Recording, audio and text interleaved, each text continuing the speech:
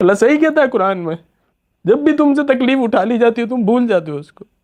تمہیں پھر اس کے احسان یاد نہیں رہتے۔ پھر کتنی شکایت کے ساتھ اللہ تعالیٰ قرآن میں بیان کرتا ہے، وَإِذَا مَسَّ الْإِنسَانَ ضُرٌّ دَعَانَا لِجَنبِهِ أَوْ قَاعِدًا وَقَاعِدًا، جب بھی اسے تکلیف پہنچتی ہے نا ہمیں پکارتا ہے لیٹ کے، بیٹھ کے، کھڑا ہو کے،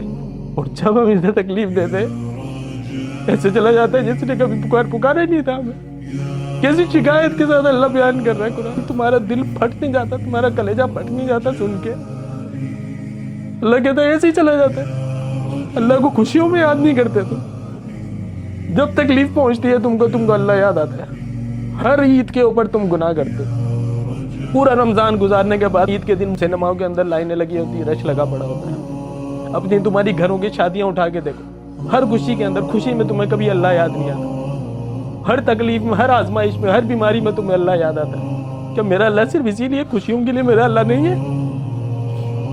اللہ صحیح کہتا ہے قرآن میں، جب بھی تم سے تکلیف اٹھا لی جاتی ہے تم بھول جاتے ہو اس کو، تمہیں پھر اس کے احسان یاد نہیں رہتے۔ پھر